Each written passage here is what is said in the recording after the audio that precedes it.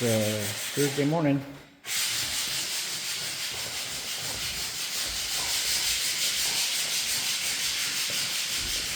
We always trio cross grain. Cross grain seems to cut faster. I also like to hold the wheels off the ground. Puts a little more pressure on the thing. Got to be careful. It'll bounce once it finds a hump or something. But anyways, then you back off and ease into it.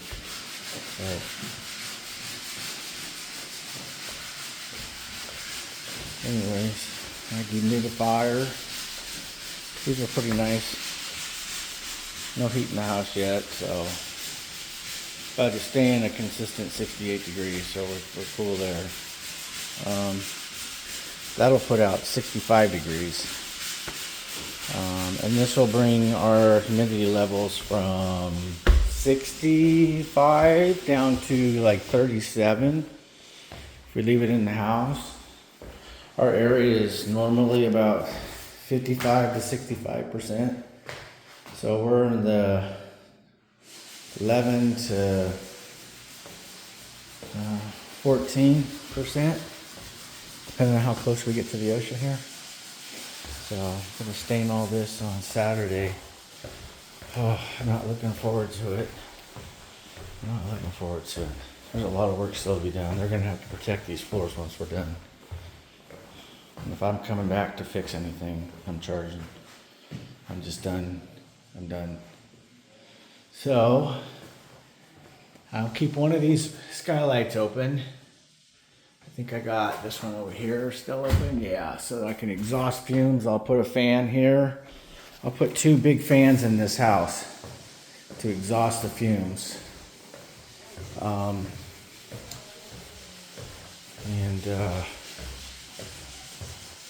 Hopefully things dry. So we're doing Czar Vintage Modern or something, whatever, mixed with 1-in-1 with neutral. So you can see the color of the wood. That's the stain I gave them to stain all that. So floors are going to be about 50% lighter than that. She liked the natural, but they wanted a little orangey yellow in it to go with the this is kind of a mid-century modern house outside, so and you want to pull some of the orange out of the walnut cabinets. So anyways, this floor back here, look at that red oak. It's a white oak floor. The old timers, man, they didn't care. They just got it done. You know, it's funny. You come in and do floors and you do repairs and you'll be like Anthony brand, or some, you know, old Arkansas, William and Sons. I mean, there's a ton of brands back in the 60s. I mean, there must have been like 100 mills in the South putting out this wood, and some in Texas. So, but yeah, you'll always see like the last few rows will be some other brand or something. I mean, they didn't care. They just put the floors down. They just put the floors down. You know, they'd run out of something and they'd just grab whatever they had. It's just crazy. But back then, it was just a floor. People weren't so obsessed on perfection and all that. You know, America, and I fall right into it. I'm no different. Corporate America, man. Have it your way. Burger King, right? Have it your way. Have nothing better to do than find fault in everything and want to blame somebody. You know, we're all just out here doing the best we can. You know, trying to turn floors into furniture. It's crazy. It's crazy where we're at. You know, I'm 57. I probably got 10 more years of this. You know, and then maybe I get a few years and then I meet my mate. I don't know, but I'm not looking like that. I'm looking day to day, thanking Jesus that I can get up and still move not as fast. I have to pace myself. But yeah, corporate America has really, really affected our minds. Yeah, and choices. I laugh, there's some things to be said about communism. You get like two choices.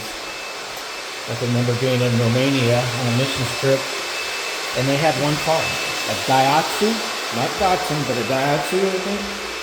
And they had like 7 models of it, but that's all they drove. And why? Because they could get parts. They could get parts for any of the cars if they broke down. There's always a junkyard full of them, and they just needed something that was very inexpensive and they could access. So their choice was limited, but it made sense. It made practical sense. Why have something that you can't get parts for or whatever? But what I'm saying is, they had limited choices, and they accepted that. Today, there's unlimited choices. No wonder we're all messed up. Can't make up our minds. You put, I could have this, or that. I just did stain colors for a client. And I did, 10? 10? Yeah, I have a hard time saying no. And then people, they don't get what they want. They're not as happy, but accepting. So I try to please, do the best we can. But yeah, I still hand them the whole stain fan. I don't give them 3 colors or whatever. I do ask them, I say, is this a mistake? Should I just throw you 3 colors or what? And usually they're pretty cool. I don't know. Honesty. Remember that. Honesty. It's okay to share what you're thinking,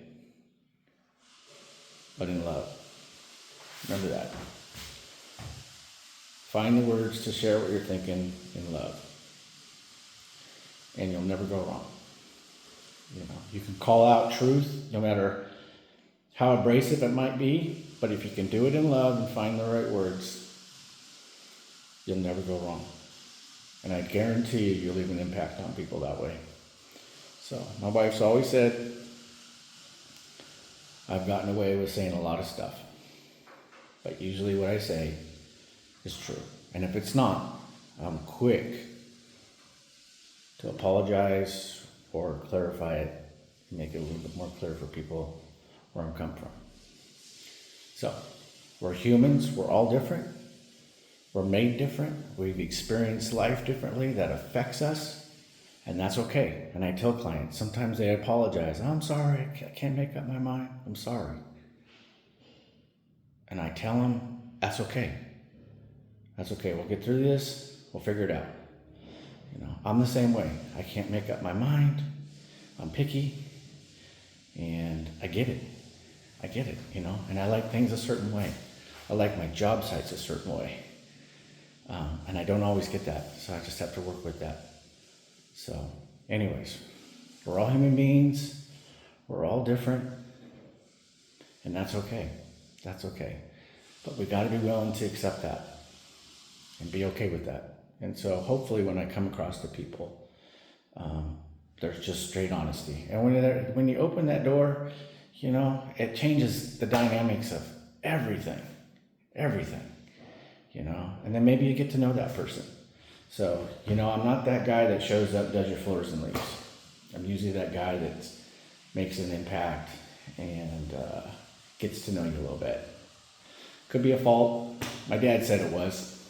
Not a bad one. He just says, you get a little too connected to your clients. So that's just how it is. And I get connected to my floors. But that's who I am. So I heard from somebody else a long time ago. I think it was Steve Belrus. Real awesome floor guy. I believe he's in Wisconsin. Anyways, does a lot of nice floors. And I took a little phrase from him and I use it with clients and I deputize them. I say, I've now deputized you to take care of this floor. It'll always be mine, but you're going to take care of it for me.